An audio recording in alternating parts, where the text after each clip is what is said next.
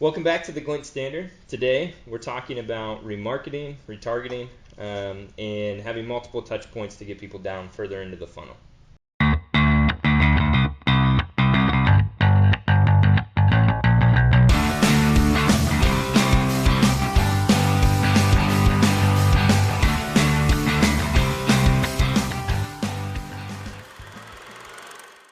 Remarketing, retargeting, those are really great things if you're doing marketing. Right. If you're not, there's nothing to remarket, there's nothing to retarget. Well, yes, but I think what's always pivotal, even if you're not planning on it, right? Even if you're not planning on, okay, like I want that's super advanced, I can't touch that, right? You think that's the impression people have? I think it still confuses some people, okay. Right? And to what extent you can remarket and retarget to. Okay. Obviously, it's dependent on the platform, but in general, what you can do is you can set up all your lists to actually start collecting that information, right? So a lot of people will start running a marketing campaign or an ad campaign across Facebook or Google or anywhere, right? And they don't set up remarketing lists. So they don't know, okay, when they get to that point, they don't have a list to start with, right? They're just shooting blind again, and they're and that list though, I mean, it's not just critical for on the digital side of it. That's where most of that starts to fall and come into play, if you will. But it's also can be a huge cost savings because you're really starting to touch people that already have an interest, if you will. They know the brand, they know your product offering, they've bought in some way. Right. And that's good because even if it's just brand awareness campaigns should have an element of remarketing. It saves you a ton of money, right? Because everybody likes that. Yeah. Well, when you're talking on YouTube, you go from a cost per view, let's say 5 cents per view, which isn't a lot to start with anyways. You can start getting remarketing ads at like a penny. If you know what you're doing. Yeah. Well, the list has to be set up correctly. It has to be targeted correctly. But that is a huge advantage. I mean, percentage-wise, if you want to take the dollars and cents away and look at a change in percentage, depending on how much you're doing, national, international, local, it's huge. It's really big. Absolutely. And that's kind of the thing, right? So as you start to plan out your marketing campaigns, even if you're not planning on using them, our advisement is always to go ahead and start setting up the list. Absolutely. It's already there. You might as well capture it. Right. So you have the data, information, all of that's great. If you don't do anything with it, you don't need to spend a lot of time with it, but making this list is pretty much automated, right? Yeah, it's automated, and as far as like actually coding, which a lot of people get scared, well, don't I have to have code on my website? Right. The code that's tracking conversions on your website and the thank you pages and form fill outs and all that is typically, in most cases, the exact same code that remarketing lists come from. So you don't need to do additional coding to your website to make it happen, right? It's just the coding that you should already be adding, right? It's the Facebook pixel, it's the Google tag, it's all those things that should already be on your website for a standard marketing campaign, so you're tracking conversions and knowing where your money's going. So taking this next step is really not a huge deal. Really easy. Right? Yeah. So tell me this. What is the difference between remarketing and retargeting? So, in general, not a difference. Not a big difference. No, it's terminology. Remarketing was truly, to give you some history. You're going to give me history. You better go way back. Right, yeah. So remarketing was the original term, and that's what it was. It originally came out of the AdWords platform, right? So before Facebook was doing it, before Facebook was really doing any targeting. Remarketing happened before this whole big digital world. What? Too. You know that, right? What? Yeah, but for today's conversation, we won't go too far back. Well, but there was drip campaigns, that's a different thing, right? To me, that's a different thing. So remarketing, let's talk about what that is then. Yeah, so remarketing is really just taking the people that have already been touched, right, and targeting them again to show them a different ad creative, show them something else that pushes them a little bit further. Remarketing also can consist of, though, going to get more information from them.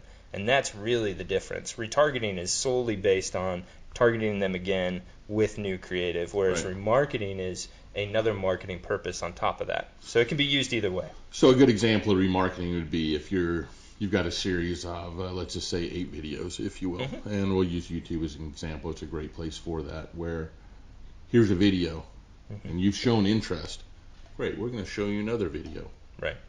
And guess what? Now we're going to show you another video. So the content's already there. We're remarketing because we know there's interest. Yeah. Now we find out the interest out of those 8 videos they watched more of, or they did an action with these 2. Yeah.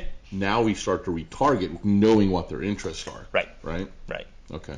And retarget really goes back to the actual target audience.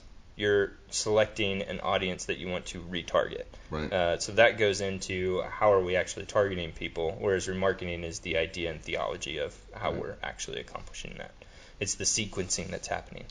Yeah, and that gets into a lot about what we do and what we advise all of our clients to do at least, or if you want to go beyond the basics, as part of that is, touch points, right? How many do you need? What makes you effective? A one and done ad doesn't do you a lot of good typically. If you're doing, even a straightforward campaign, you need to have at least 3 touch points. We believe that integrate together.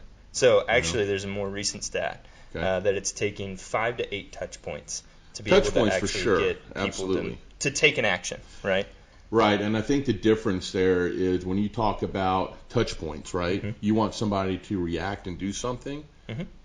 Typically, from what we've seen, it's 6 to 10 minimum. Yeah. For them to start engaging somehow, right, and going a little bit deeper to actually maybe sell a product or service, if you will. Now the reason we want 3 points of integration type of thing is so when we're going out and doing that initial marketing, we're doing it in 3 different channels. Right. And those channels we want to be successful on their own, but we also want them to drive back to the others. That makes all of them a whole lot better. Right. And as a standard foundational approach, if you will, if you can't do that, maybe adjust the expectations to make sure you're not disappointed when the results come out. Yeah. And you mentioned 3, but I'm going to push and say that's kind of the minimum, right? Oh, it's absolutely the minimum, yeah. And what we've even found is, so we do a process called a brandscape in-house, right? Whenever we're surveying new brands that are coming in, they're really evaluating their brand and where they stand today. And as we're doing that, there's a question in there that actually asks external sources, what platforms do you think and what marketing tools do you think they're using? It always comes back, which is hilarious to us, that that there's a lot more that people feel like they're being touched on, even though most recently we had a client who was in and we said, we want to see your email campaigns because everybody says you're doing email campaigns, and they were like, we're not doing email campaigns. We've never done an email campaign. Yeah. And so it's when you do those 3, you can realistically expect expectation that goes out to be a lot more than that, especially when you're doing at least 3. It's going to feel like you're hitting them on 6 different channels rather than just the 3 that you're doing. Yeah, and that touches on human behavior a little bit, and that's a big part of marketing, where if you ask somebody an opinion, they want to give it to you. Oh, yeah. And, what do you think should be adjusted or fixed here, or do you think it's good? Everybody wants to voice something, so they feel like they've had their input. Now, when we do these brandscapes and we ask these questions, every single time there's marketing campaigns, there's guerrilla marketing, there's drip campaigns, there's all these things that they've been touched by with these clients of ours. Those clients have never done it. Yeah. It's because people want to feel like they have been touched. Right. And they want to feel, for the most part, they want to feel smart, like they're engaged. Right. So if you think about that, when you're doing marketing, you already have that play there. So when you touch somebody the first time, they're going to feel like they've been touched more than once. And that's why that consistency matters so much. Absolutely. So whenever we're to that point, right, I always talk about top of mind awareness, right? Especially when we start talking about remarketing and how it can play a huge role in brand awareness campaigns, right? So as you're starting to do these marketing campaigns, even if it is, let's say, a print piece, right, and we're driving them to a website that's specific to that vanity URL, now we're remarketing to people that went to that vanity URL with a YouTube video or a Facebook ad. and we're showing them again, like, oh, hey, thanks so much for checking out our special offer, getting that personalized as well, which is nice. And we'll touch on that in that's another a whole different video. animal. Once you start personalizing it, it feels pretty good. It also feels a little Big Brother at times. It can. I think people have accepted that's where things are going, and it does feel good. And we'll touch again on capacity, and that's how that really becomes important with the brand too. But building out that type of campaign and thinking about it in a holistic approach in that way, right, is going to add a lot of value without adding a lot of costs, because your remarketing will only cost you a few cents.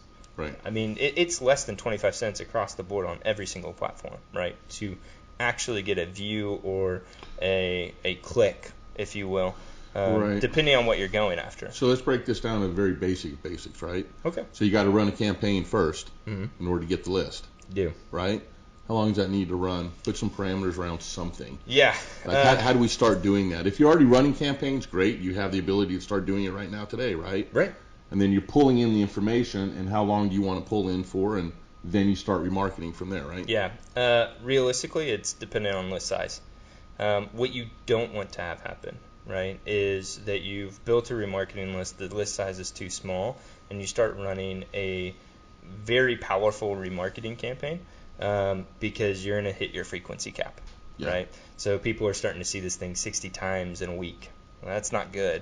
It's more annoyance than anything else at that point, and that's negative impact on your brand at that point. So what I would say is pay attention to your list size. Facebook actually says if it's under 1,000, they'll let you run campaigns, but they highly advise against it. And they'll actually won't tell you a number of how many people are within that list, because they're like, it's under 1,000. Don't do it yet, right? And I would be in agreement with that, right? If your list is under 1,000, now what you have to take into a consideration is if you're upping your budget of your regular marketing campaign, you can get to that 1,000 faster, right? If you're trying to keep your budget, low budget every single month, mom and pop shops and small businesses have to do that. They don't have the budget to be able to spend massively on social media ads, and so they're keeping their budget small. Know that you can still get there. It's just going to take you a little bit longer. Yeah, I think the other side of that too is, this happens a lot too, where we can't spend the budget because you're so targeted. That you cap out early, and you're like, well, I want to spend $2,000, $10,000, whatever it is to reach this audience. Well, the audience isn't there, right? And that's why you can't spend it. And clients get as upset about that as they do about overspending, if you will. So it works on both sides, so it can be a little bit difficult. But going to the next step, remarketing, retargeting, multiple touch points. That's a good place to start, if you will. It is. It is one of the best places and most cost-effective places to start. Awesome. All right. Well, if you have any additional questions on this, please drop us a note. We'd love to give you some answers, or any topics you want to hear that we haven't spoke on so far. Drop us a line on that as well. Thanks for joining us today.